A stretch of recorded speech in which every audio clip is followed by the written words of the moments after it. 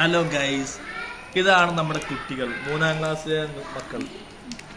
അവർ പറഞ്ഞൊരു വ്ളോഗ് ചെയ്യണം. അപ്പോൾ ഉസ്താദ് എന്ത് ചെയ്തു, ഫോൺ എടുത്തു വ്ളോഗ് ചെയ്യാണ്. അപ്പോരെ നിങ്ങൾ സന്തോഷമായില്ലേ? ഓക്കെ, നമുക്ക് എന്ത് ചെയ്യണം, ഈ വ്ളോഗ് ഒന്ന് ഉഷാറാക്കണം അല്ലേ? ഓരോരുത്തർ പരിചയപ്പെടാം. പറയണ പേര് പറയണ. പിന്നെ next next Fathima Afreen Ashraf. Yes. Aba Najaf. Next Muhammad Hadi.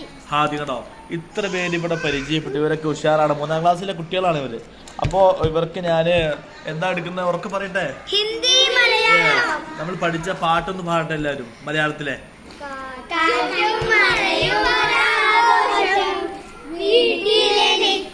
സന്തോഷം അകലെ കാഴ്ചകൾ മറവായി പുകപോരങ്ങും നീരാവി കാറ്റടി വീട്ടിൽ കയറാതെ കടകുമടച്ചു വലിയമ്മ കാപ്പി തരാറുണ്ടെന്നമ്മ കഥ പറയാനുണ്ടമ്മൂമ്മ കഥ പറയാൻ ഞാൻ കുട്ടികളെ അതിരിഞ്ഞു മൂളാനാരോ മൂളാൻ ഞങ്ങളതിൽ തന്നെ മുഴുകിയുറങ്ങിപ്പോയാലോ കടകിന് മുറ്റച്ചന് പാർക്കും കാറ്റും മഴയും മൂളൂലോ.